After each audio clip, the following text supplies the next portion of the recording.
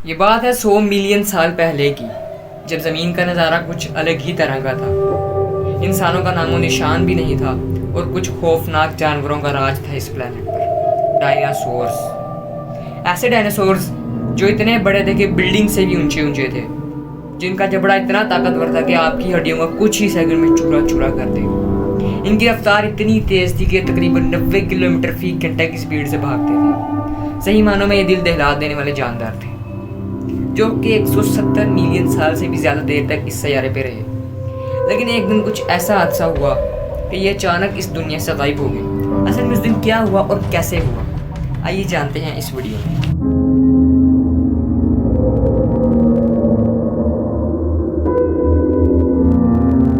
Dinosaurs, असल में dinosaur Greek यानी यूनानी जुबान का लफ्ज़ है। डायनासोर्स दो लफ्ज़ डीनोस और सोरस से मिलकर बना है।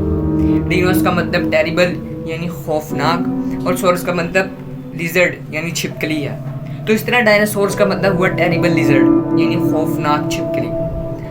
अक्सर आप लोग रात को देखते हैं कि आपको आसमान में आग का शोला दिखाई देता है। ये शोला 2 से 3 सेकंड में ही गायब हो जाता है। दरअसल ये आसमानी चट्टान होती है जो कि ज़मीन की तरफ गिर रही होती है और हम लोग काफ़ी शौक से इसे देख रहे होते हैं। ये काफ़ी छोटे होते हैं जो कि ज़मीन के अंदर एंटर करते ही जलकर ख़त्म हो जाते हैं। अगर इनमें से कोई बड़ी चट्टान ज़मीन से टकरा गई तो ज़मीन पर क़यामत आ जाएगी। इसी तरह की एक चट्टान 6.5 करोड़ साल पहले ज़मीन पर गिरी थी और उसके गिरते ही पूरी दुनिया पर क़यामत आ गई। इस वक्त ज़मीन पर बहुत ही बड़ी मखलूक़ात थी जिसे हम डायनासोर्स के नाम से जानते हैं। ये जानवर इस आफत से बेखबर अपनी ज़िंदगी को जी रहे थे कि अचानक आसमान पर शोला दिखाई दिया। ये आहिस्ता आहिस्ता बड़ा होता गया और रोशनी काफ़ी तेज़ हो गई। ये कोई आम एस्टेरॉयड नहीं, बल्कि इसका डायामीटर तकरीबन 10 किलोमीटर का था और इसका टेम्परेचर तकरीबन 1200 डिग्री सेल्सियस तक का था। इसने बड़ी ज़ोर से ज़मीन को हिट किया और ये 10 किलोमीटर ज़मीन के अंदर तक घुस गया। ये तकरीबन 180 किलोमीटर चौड़ा था। इस मकाम को हम आज चेक्सिकुलर क्रेटर के नाम से जानते हैं।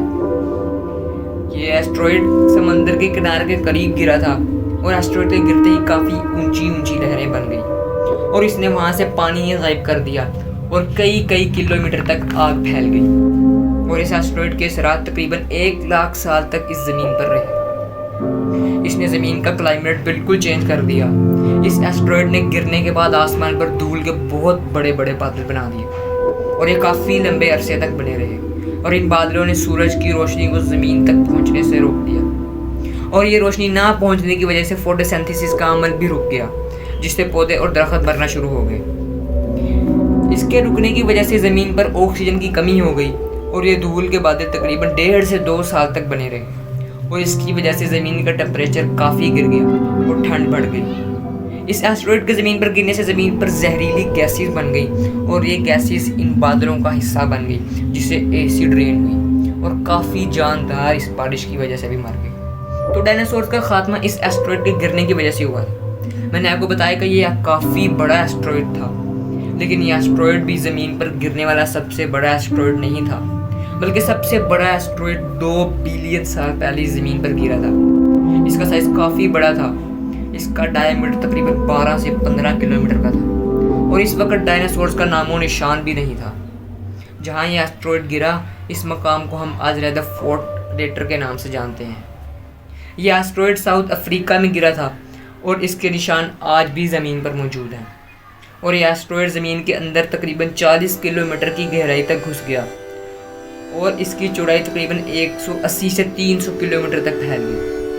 इसको ज़मीन पर गिरने वाला सबसे बड़ा एस्टेरॉयड माना जाता है। इसने डायनासोर्स पर गिरने वाले एस्टेरॉयड की तरह बहुत तबाही मचाई थी, लेकिन इस वक्त ज़मीन पर कोई जानदार मौजूद नहीं था, सिर्फ सिंगल सेल मौजूद थे। इसलिए इसके गिरने से कोई जानी नुकसान नहीं हुआ।